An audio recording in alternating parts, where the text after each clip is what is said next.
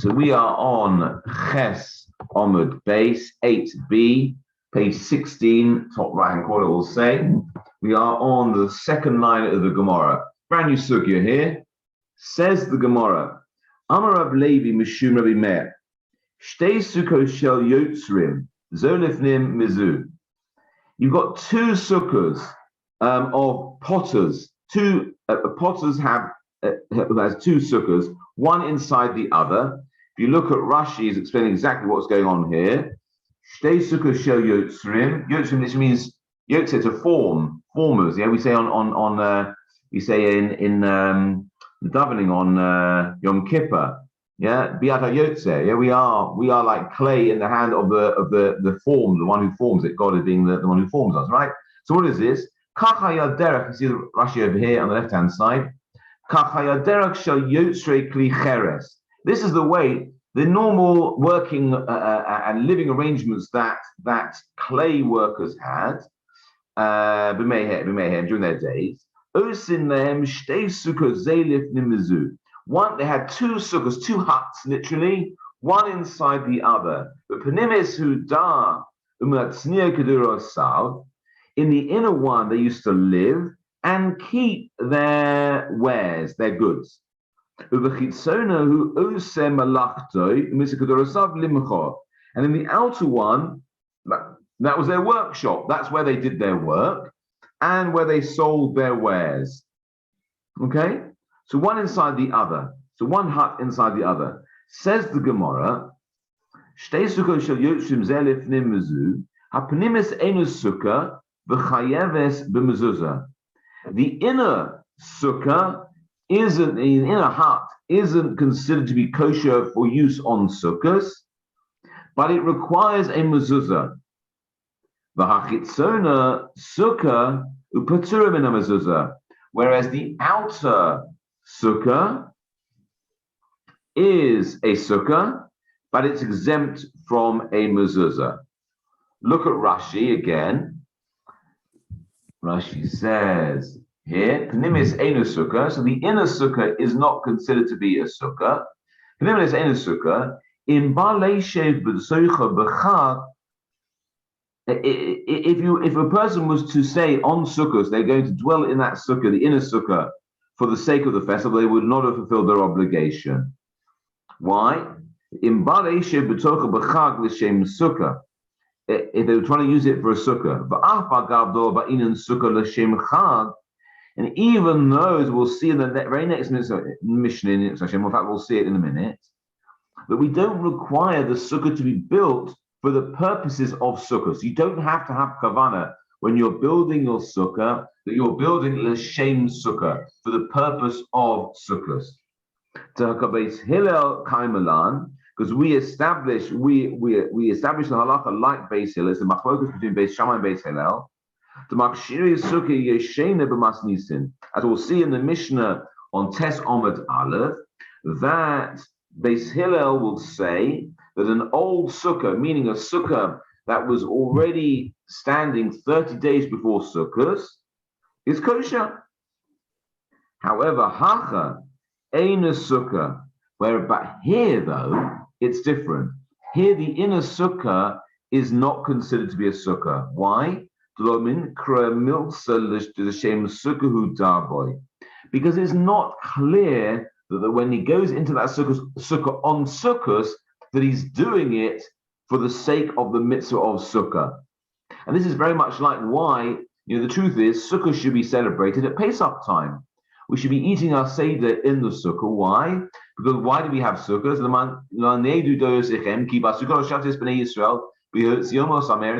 Says the Torah. Why do we dwell in sukkahs? In order to make known to our future generations that God caused us to dwell in sukkahs when he took us out of Egypt. When did he take us out of Egypt? Pesach, in the spring. Why don't we dwell in sukkahs in the spring? The answer, because if we would do it in the spring, summertime, when everybody's going out into their summer homes because of the heat, it wouldn't be clear that you're doing it for sukkahs. Only we Meshugana Jews go out in the autumn, winter time into our sukkahs when everyone else is coming inside and putting the heating on. Only then is it clear that we're going out for sukkahs. So too here. This person normally lives within their sukkah, in this inner sukkah. And therefore, for them to use it as their sukkah on sukkahs, even though it doesn't have to be made specifically for sukkahs, as we saw with Beis Hillel, nevertheless, it's not recognizable that he's going into this sukkah for the sake of the mitzvah of sukkahs. It says Rashi, Tahar called Yamos Hashana Dayat Hasam, because the rest of the year this person lives in this sukkah. V'rov tashmisha v'sudaso v'shinaso sham, and the majority of his actions, of his usage of it, and of his meals and his sleeping is there. So it is not clear that when he goes into it on sukkahs, it's for the sake of the sukkah. Does it count for rooms of houses? Sorry, yes, go on. Does it count for rooms of houses? Because like you normally eat in a room of your house. Yeah, it's a very good question. A very good question. One I had to ask myself when learning this, which is, what happens if you have an internal sukkah roof in your house? Would this fall under this category? It would appear that we see to Paskin like this, like Rabbi Meir, that it has to be clear that you are going into it for the sake of sukkahs. Now, the answer I would think we could answer it is this: that you don't, in your home, in the room in your house that has a sukkah roof in it, it doesn't have schach on it the whole of the year. If it does, then yes, it could be an issue. Well, we'll see what the remedy to that issue is in a moment. But it's a good question, Gabriel. So the answer is, it could be an issue if you had the schach up the whole time, which is the issue with this sukkah, with the potter's sukkah, because he's got it covered with schach the whole year round to give him shade in the summer and to keep out the wind in the winter, right? So it's not clear that when he goes under the schach during sukkahs that he's doing it for the mitzvah sukkah. So, but if that schach isn't there during the rest of the year, and then at sukkahs time he puts on the schach, and remember the schach is what defines it, then yes, it could be an issue. Let's just look at the Mishnah we referenced before. This is on the next daf, next Amud. Over. Is it changing on the screen for you? Yeah, you can see that. So right at the top of the Amud, so Tes Amud Aleph, says the Mishnah, Sukkah Yeshena, an old sukkah. And what does that mean? It says Rashi, Sha'asa Kodim Lachag Shloshim Yom, V'lo Perishi L'Shem Chag. Says Rashi, what we're going to explain that to mean is, what does it mean, an old sukkah? It means if it was already up 30 days before Sukkot. So if you leave up your sukkah all year round with the schach on top, we're going to see, look at the Mishnah, Beis Shammai poslim, Beis Shammai say that's possible. And Rashi seems to say, Velo Perishu L'Shem Chag. And you haven't said explicitly that it's for the sake of the festival. So of course, you can build your sukkah 30 days, however long you like, before Sukkot. But if you didn't specify that you was, let's say, there's the joke, if men made Pesach and women made Sukkot, there would be no difference. Why? Because women would start from Rosh Hashanah, and men would still start from Rosh Hashanah. It would only start the day before. Yeah, there'd be no difference. So let's say 1 year, you decide you're really going to make an early start on this. You think, right, so straight after Shavuos, yeah, I know the Shulchan Aruch says that a person should do it Motzi Yom Kippur, they should start building their sukkah. One is you think, you know what, I'm going to really get ahead of the game here. Motzi Shavuos, I'm going to build my sukkah. Is that going to be an issue? According to Beis Shammai, it's way more than 30 days before Chag. It would appear from Rashi that it would only be an issue if you don't specify Motzi Shavuos that you're building it for Sukkot. If you just say, you know what, I'm going to do a bit of DIY, I'm going to build a shed in the back garden and cover it with schach, and then I'm going to use that during the summer months as a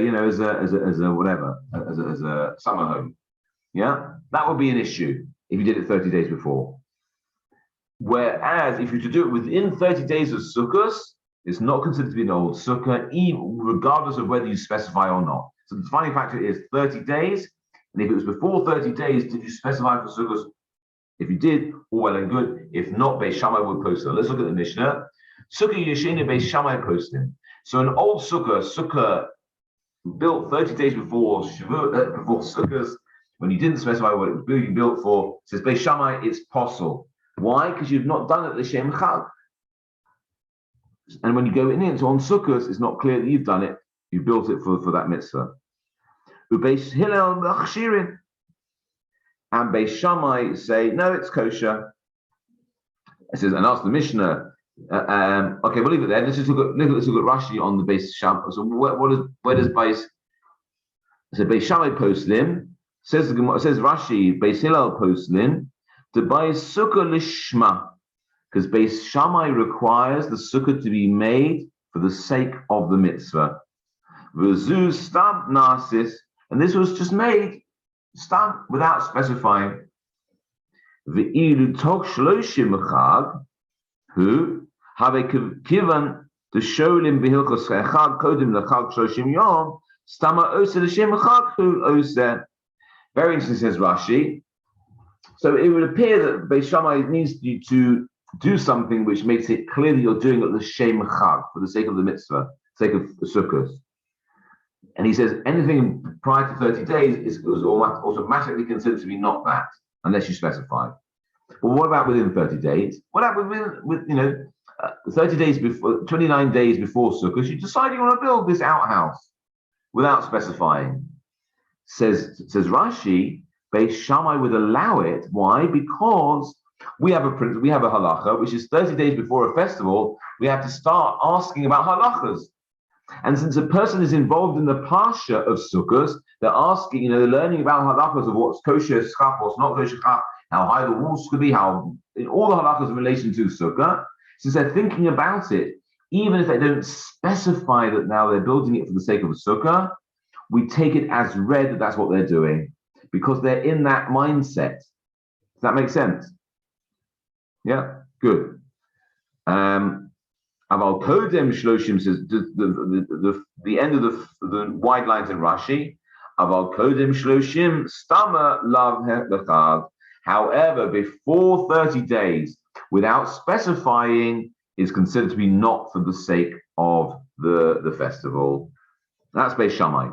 Whereas Beis Hillel say no, even an old sukkah is kosher. Look at Rashi, the second of the narrow lines in Rashi. Beis Shammai doesn't require us to specify that we're building the sukkah, or even without specifying. He doesn't require the sukkah to be specifically made for the sake of sukkahs.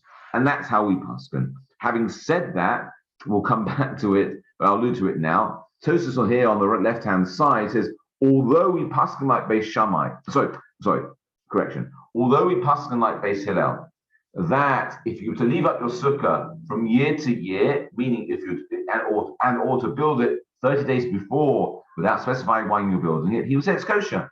Why? Because he doesn't require it to be. He doesn't require it to be new and built specifically for the festival that year. However, Tosfos quotes the Yerushalmi that says that would appear like D'oraisa, that would be halacha. However, D'Rabbanan, we would say we still require you to do something within 30 days to show that this sukkah is for sukkahs, and it's not something you've just built for another reason and left it. So we'll see that a bit later. Let's go back to where we were. So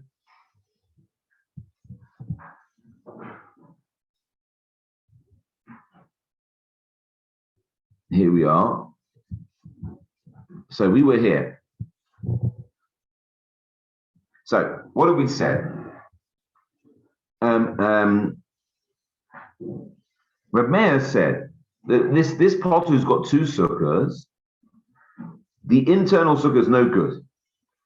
because it's even though we don't require him to build it for the sake of the mitzvah of sukkahs, as Beis Shammai, as Beis Hillel says. Here's another reason. Rashi tells us there's another reason why this inner sukkah is no good.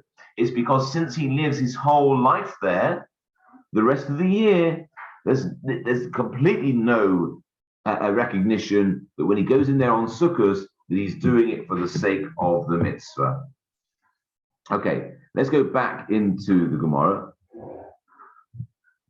So I finish Ein Sukkah, v'chayeves b'mezuzah.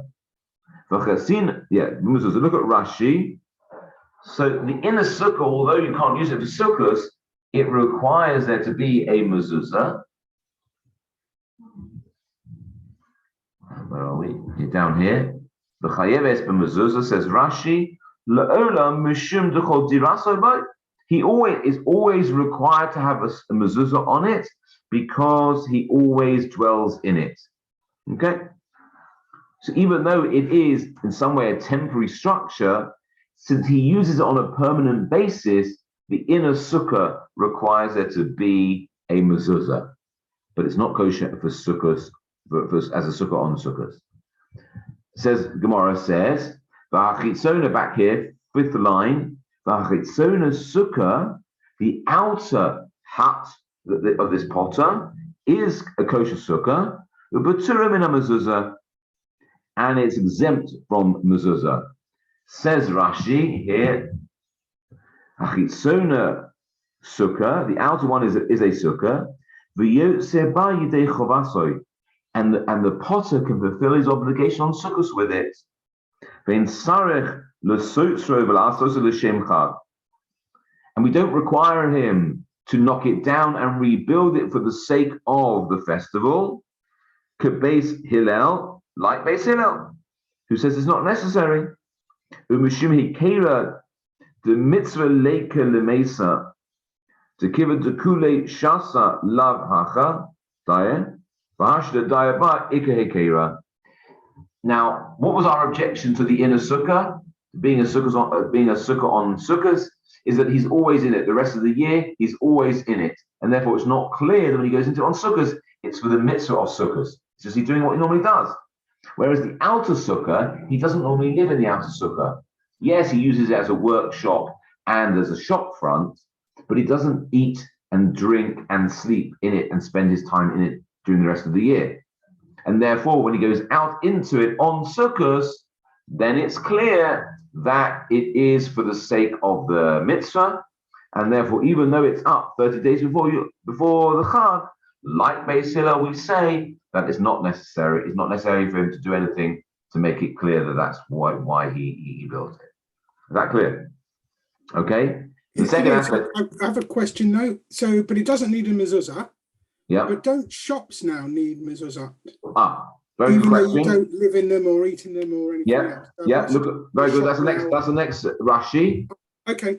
Says Rashi here. V'chayeves. No, sorry. No, that's not that one. It's this one. Upaturim in a sukkah. It's here. Upaturim in a mezuzah. The outer sukkah is exempt from a sukkah. Why? La'olam. It never needs a sukkah. The lav dirahi, because it's not considered to be a dwelling. She'ein asui ela laseis ulavoy derech sham. It's only built to be an entrance and an exit. It's like a porch, not a Porsche, a porch. Yeah. Ulavolo derech sham ulahachnis sham tagarim, and to bring his wares into it. So you're right. We're going to see it a bit more in a moment. But for the moment, we're going to say this outer sukkah doesn't require a mezuzah because he doesn't normally dwell in it. The fact that he does it on sukkahs is immaterial. That's only temporary. And since he's only using it to get, it's a way to get into the inner sukkah. And an entrance like that doesn't require a mezuzah. Now the Gemara is going to ask straight away. Here's the back of the Gemara. V'amai. But why is it? Why is it that this outer sukkah doesn't require a mezuzah? Zahavei chitzonu kebeis shah hapanimis. let's treat the outer sukkah like a gatehouse for the inner one. So very much like our porch. Yeah, you do need a mezuzah on your porch. And if you have a gate, you require a mezuzah on your gate. If it has a Suras Pesach, if it has a lintel and doorposts, yeah, even if it's not actually a dwelling. So if you've got at the end of your driveway, your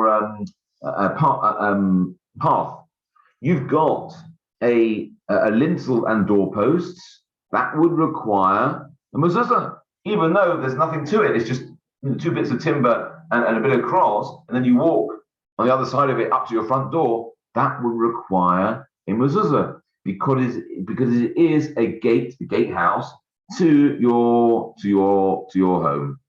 Yeah. So a porch door. I don't know, like sort of some people have like those railing gates in front as well. Those would require mezuzahs. So why not here? This outer sukkah is no less. We have actually defined it as it is the entrance way to the house. Look at Rashi. Last three of the narrow lines in Rashi. Where are we?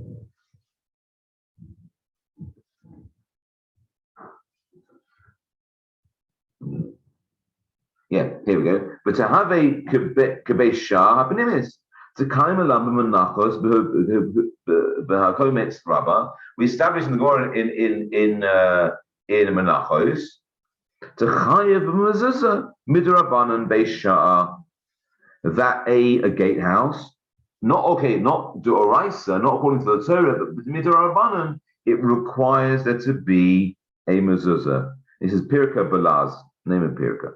Shlifnei abai, something which is comes before the house. Okay, in front of the house. So why not here? So says the Gemara. Yeah, sorry. So says the Gemara. Let's say that let's treat the outer sukkah like a gatehouse of the inner one. And say it requires a mezuzah. So answers the Gemara. Because there's no permanence to it. What does that mean? Look at Rashi, the first of the wide lines in Rashi on the left-hand side.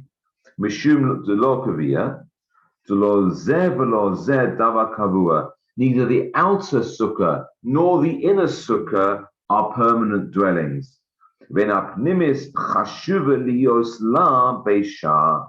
And since the inner dwelling doesn't have that chashivus, doesn't have the status of being a permanent dwelling place, even though he uses it permanently, he permanently dwells in it, since the structure itself doesn't have a permanence, meaning he will eventually up it and move it.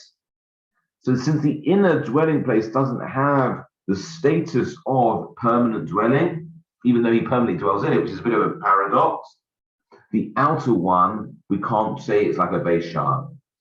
So, for example, if your shed, if your shed had a very posh shed that had a porch on it, you do sometimes see people have like these like summer houses at the bottom of the garden, don't they? Yes, they have like a decking area, and then an outer like fencing, which could have the dimension, could have the actual uprights and lintel. And there could be a shayla about there whether that would require a mezuzah or not, because does the outhouse itself have the chashivas, have the status of a permanent dwelling place, even if you permanently live there? Now, if you've had it built into your back garden, then probably yes. But if let's say you've got an allotment. Yeah, you got an allotment, you go there on a regular basis, you tinker around in the allotment, and you've got a shed on the allotment to keep your stuff in. Yeah, okay, you make yourself a cup of tea in there, and you sit and read the paper. Yeah, and a good excuse not to go home. And this hut you've got has got an outer. It's quite a posh hut, so it's got an outer hut in front of it. Again, that would be a question. So however long you may spend in there, and on a regular basis you spend inside the hut, there will be a question, does it have the status of a permanent dwelling? And therefore would the outhouse for it, the gatehouse for it, require mezuzah? That's what we're saying here. That since it doesn't, even with the Rabbanan, we would say that it doesn't require a sukkah.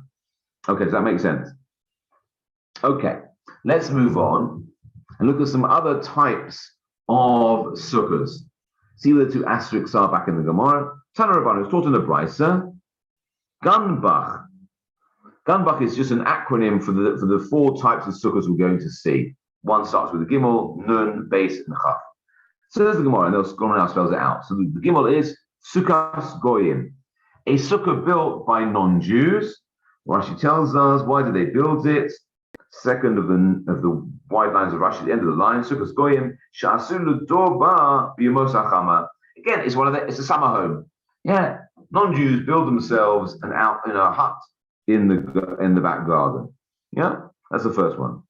Sukkahs nashim, a hut or a temporary dwelling built for women. This, I think, is they use it to make things in.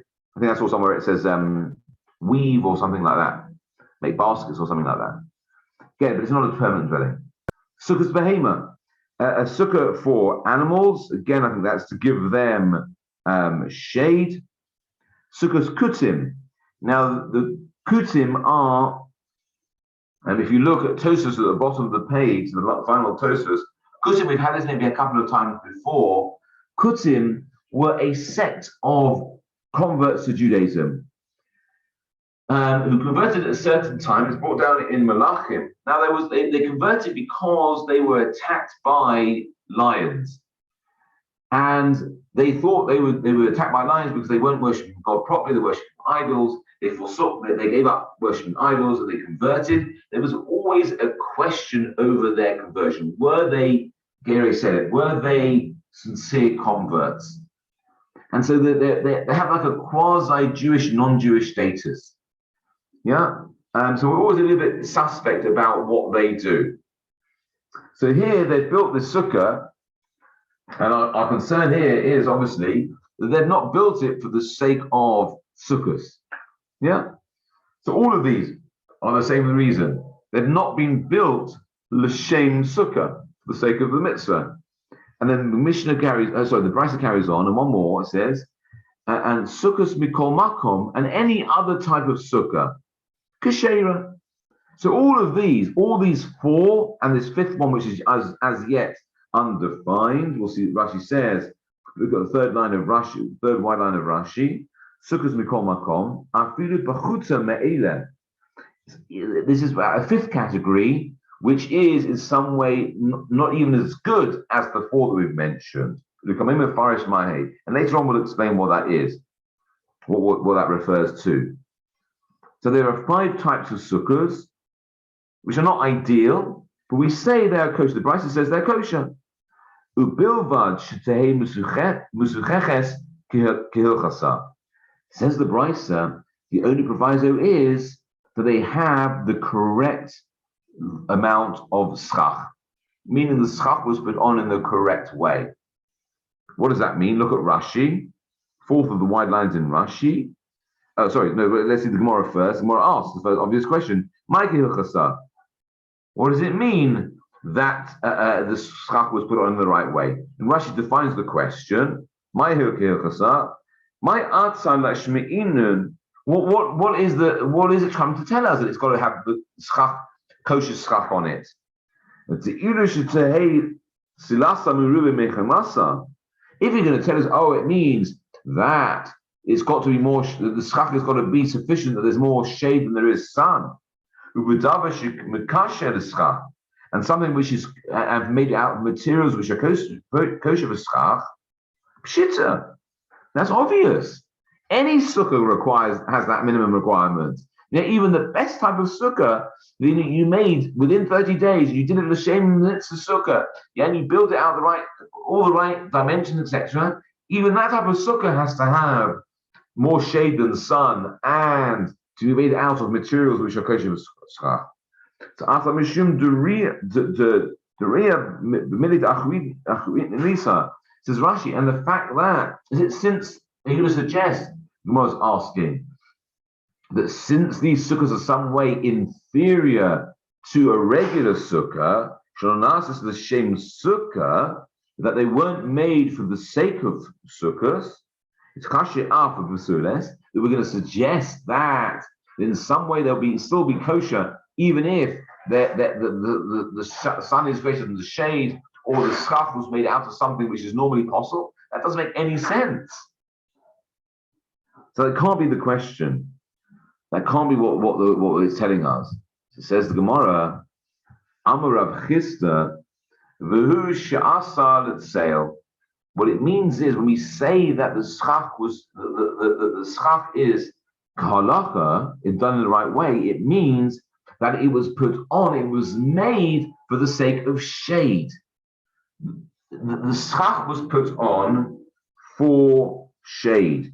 So that was the intention when it was put on, for no other reason but for shade. Look at Rashi, Amar Rav Chista, Haki Hilchasak to Ka'ama, Hudemuseches Yafeh.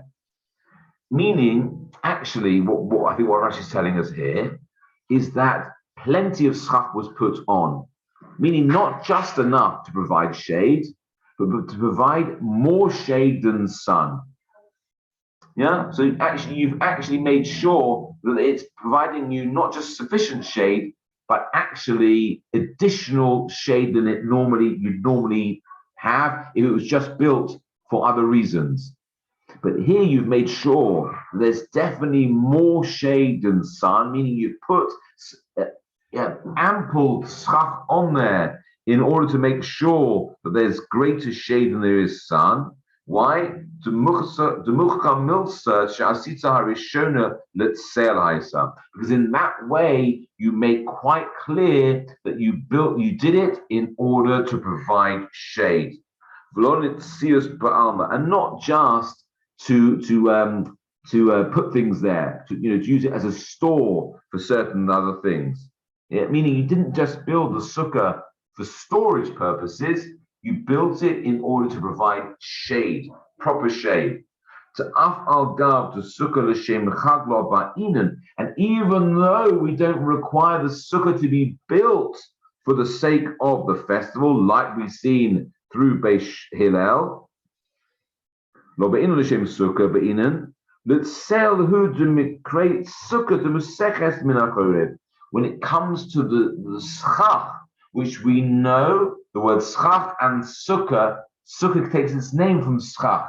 The definition of sukkah is a structure which provides shade, and therefore to demonstrate that you built this in order to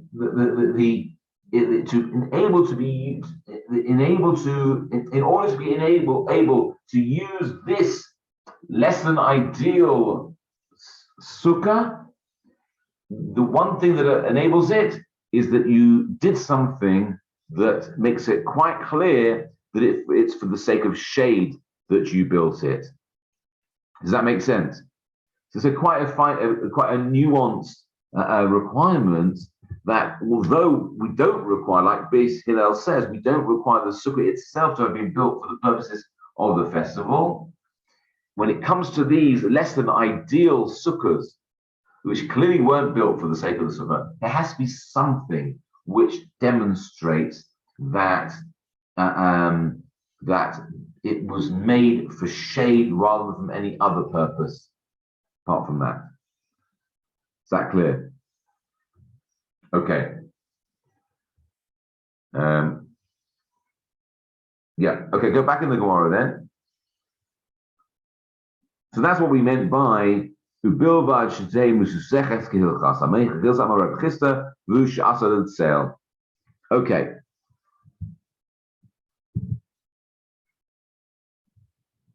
Okay. We had one more. Remember, we had 5. So we had 4 of these, Gunbach, and then we had Sukkah Mikol Makom. Any other type of Sukkah. So Gemara asks, Sukkahs Mikol Makom. Sorry, let me find the place in my Gemara. Sukkah Mikol Makom Laturimai, asks the Gemara. This, any other type of sukkah, what does that statement come to include? Notice what you might. Says the Gemara, la'atue sukkos rakbash. So it's come to include, so we've got 4 types of not quite ideal sukkahs, plus a 5th category, which includes 4 other types of even less ideal sukkahs, which each will start with a letter from this acronym. The Tana Rabbanu, because it's taught in the Brisa, sukkos rakbash. Sukkahs that are rakbash, which is the ratio is sukkahs roim, shepherd's sukkahs, a shepherd's sukkah, sukkahs kaitzim, the sukkah of fig watchers. Rashi says, if you look, it's quite a way down in the wide lines of Rashi. Yeah, here we go. Rakbash. Says Rashi, Simon Roim, Kaitzim, Borganim, Sherme Peirus, Lukamam Parach Mai, Girozu, Tahani Mahanach Teleel. Rashi is going to say, we're going to ask a bit later on why these 4 are why are they considered to be inferior than the previous 4 that we had to say, and any other type of sukkah, meaning these 4. So what is Roim? Says Rashi, She'asu sukkah b'sadeh leishe b'socha b'pnei ha'srav b'shomim sonam. A shepherd's sukkah which was built in the field for the shepherd to go into because of the heat and to guard his flock. Kaitzim, carry on in Rashi. That was the next case. That is fig watchers. Shomei kitzuyos. Those who guard the figs, which are laid out in the fields to dry. The way they used to dry their figs is they used to leave them out in the fields for them to dry out. But obviously someone had to keep a watch on them, obviously to make sure no one comes and either steals them or animals come and take them. Borganim, Shomei ha'ir, these are like guardsmen. Chulam Yisraelim name, says Rashi. They all Jews. These are all built. So these sukkahs are actually built by Jews. Aval sukkah zu loy l'shem chag nasis. However, these sukkahs weren't built for sukkahs at all. So look at go back in the Gemara then. The Gemara now will go through each one of them again. So sukkahs rakbash, sukkahs roim. We said. Shepherd's sukkah, sukkahs kaitzim, the fig watchers, sukkahs borganim, the guardsmen, sukkahs shomei peirus, the fruit watchers, sukkah mikol makom, and any other type of sukkah. Kashera is kosher. Is this familiar now? Any of these are kosher, even though they weren't built for the sake of the sukkahs. They are kosher as long as the schach is kahalacha. Ask the Gemara, what does it mean? Built according to halacha? Amrav Chista, Vu Sha'asa l'seil. Meaning, again, that ample schach was put on these in order to show that they were built, although they weren't built for sukkahs, they were built in order to provide shade. Okay? So these 4 categories fall under the category of mikol makom, any type of sukkah, meaning they are slightly worse than the other 4. Says the Gemara, we got the 5th category because he said sukkahs mikol makom. Yeah, sukkah mikol makom latui mai. Ask the Gemara again. This any type of sukkah catch-all group. What does it come to include? Says the Gemara, Laitui Sukkahs Ganbach. It comes to include the sukkahs of Ganbach, Goyim Nashim. What was the 4th one? Behemoths and Kutim. Are you confused by this? We now turn it full circle. We're now saying that there are 4 types of sukkahs which are good as long as they've got kosher stuff on them. And any other type of sukkah, which includes the 4 types of sukkahs we've already mentioned. So says the Gemara, yeah. So you're now saying that mikol makom, any type of sukkahs, including those. So says the Gemara, Says the Gemara, Hi Tana the Ganbach, Ilemele, Ganbach, Mishum to. So we've got two different Tanas. The Tana of one Brisa says that Ganbach, we say Ganbach because they are preferable because of the Tana of our first Brisa. We'll say that Ganbach are better than any others. Why? Mishum to Gibaya, because they are permanent. They are built to last. Let me have a look at Rashi. Yeah, Chashuva lahakshir. Yeah, he would say that they are considered to be kosher because they are permanent.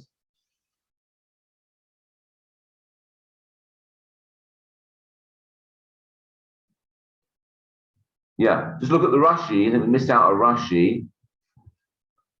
The Mikol Makom. The second time it says Mikol Makom. Sukkahs Mikol Makom. Here we go. Sukkah Mikol Makom. Any other type of sukkah. Says Rashi that afilu pachos me'ele, meaning even those which are inferior than the ones we just listed. V'hainu hanach dela'el. We go on to say those are the four that we mentioned earlier. To mefarish lekaman, as we'll explain later. Ta'hai tana chashive leit hani mishum d'Yisraelim ninhu. So the second Tana will say that the previous ones are more preferable. Why? Because they were built by Jews who were chayavim b'sukkah, v'roi sukkasa. They were built by people who are obligated in the mitzvah of sukkah, and therefore their sukkahs are appropriate lahakshir to make kosher. Yosim is sukkahs ganba, more so than the sukkahs of goyim, nashim, behemoths, and kutim. Four groups of people who, if they will build a sukkah, have no obligation to build a sukkah, aren't required to build a sukkah. Goyim, nashim, behemoths, kutim, she'en chayavim b'sukkah, says Rashi. Those four actually don't need to build a sukkah. So the second Tana would say that group, that those four types of sukkahs are some way inferior than these ones, even though these ones are more permanent, because those other ones even those other ones were more permanent, since our ones were built by Jews who are chayav to have a sukkah, that's more important. We're more likely to say that's kosher than those which are built by people who don't have a chiyuv. Let's just carry on in the Gemara, see how it plays out. Mishum to Gibnai.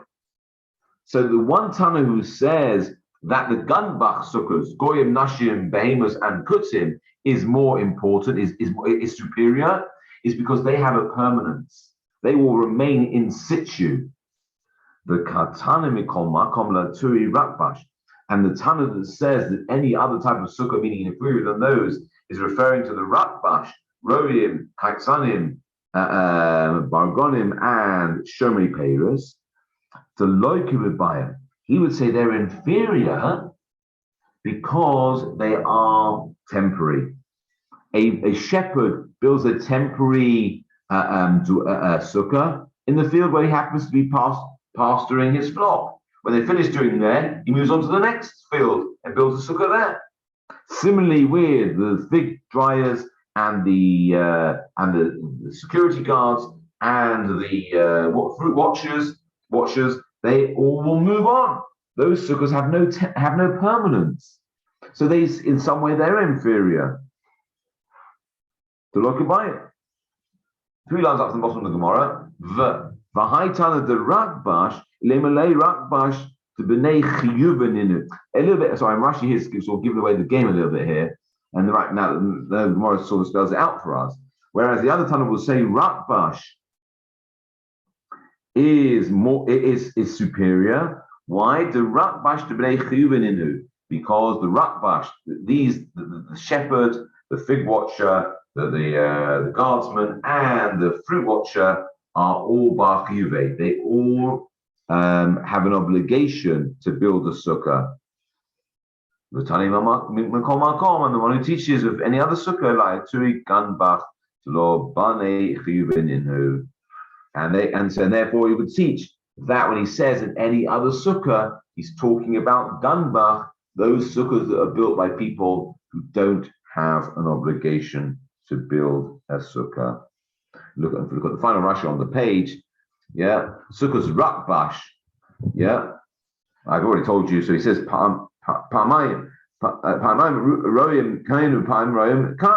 Then they sometimes pastor some places. The shepherds pastor in some place here, some place there. When their flock eats the pasture,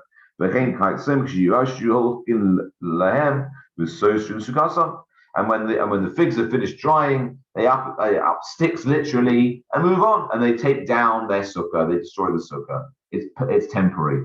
So we have what we saw two conflicting statuses. We've got one status of something more permanent, but built by non-Jews, built by people who don't have an obligation in sukkah, and another category of temporary, but built by people who have an obligation in sukkah. So you pay your money, take your choice. You could say actually one's more superior than the other. Each one takes a different position, and yet we say all of them would be kosher as long as the schach was put there in a way which demonstrates that it was for shade, because plenty of schach was put there, so more than ample schach was put there to show that it was built not just for the purposes of what they're using it for now, but also to give shade, to give it the status of a sukkah.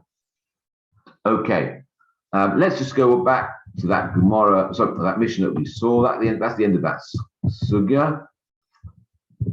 Just carry on slightly to the next Mishnah on Tes Omid Aleph. We've already seen it, so we'll just go over it again. Says the Mishnah, Sukkah Yeshena Beis Shammai posted in an old sukkah, meaning built before 30 days, and without specifying why you built it. It says Beis Shammai it's possible because we require it to be L'Shem. Well, Beis Shammai requires it to be L'Shem Schach, L'Shem Sukkah. Beis Hillel Machshir, and we see them hanging Aleph there. The Beis Hillel says it's kosher, and we pass them like Beis Hillel. The Ezehi Sukkah Yeshena, asked the Mishnah, what is considered to be an old sukkah? Kosher Asad Kodim Lechal Shoshim Yom. Anything that was built 30 days before the festival. Aval Im Asad L'Shem Chag Afilu B'Tchilas Hashana Keshera. And it would appear that even Beis Shammai would agree that even if the sukkah is built at the beginning of the year, but when you made it l'shem sukkah, it would be kosher. Now, as I mentioned, look at that Tosfos on the top left-hand corner. So although Beis Hillel would say that whenever you build a sukkah, even without specifying it, it will be kosher, even more than 30 days before sukkahs, says Tosfos, Yerushalmi Tanit Sarach Lechadesh Dava. The Yerushalmi says, no, we would, in such a case, if you built it more than 30 days before sukkahs, we would require you to do something new within 30 days. At least do something within 30 days new that you have to show that it is for the sake of sukkahs. Chavrei Amrinan Tefach. Some would say that you would need to move or put down a new amount of schach of a tefach, not very much. Tefach, not very much at all. Rabbi Yossi Amar Kol Shehu. Rabbi Yossi, even less than that, even just a small amount. Umanda Amar Kol Shehu Ubilvad Al Panei Kula. And Rabbi Yossi says just a small amount, he would say do a small amount to all of it. It's a Hasam Matzah Yeshena Pelugta to Beis Shammai. I was talking about matzah, the same thing. There's also a machlokas between matzah. We know matzah also has to be made l'shem mitzvah. Yeah, and as you'll see on the boxes of a shmura matzah, you'll see it says made l'shem mitzvahs matzah. So although shmura matzah is there because it was guarded from the time of ksira of harvesting the wheat to make sure that no chance of it becoming chometz. In addition to that, shmura matzah, the matzah that you use at your seder for the mitzvahs of achilas matzah, that matzah has to be made l'shem matzah. It's no good using a box of matzah that you bought months ago if it's not shmura matzah. It has to be l'shem mitzvah.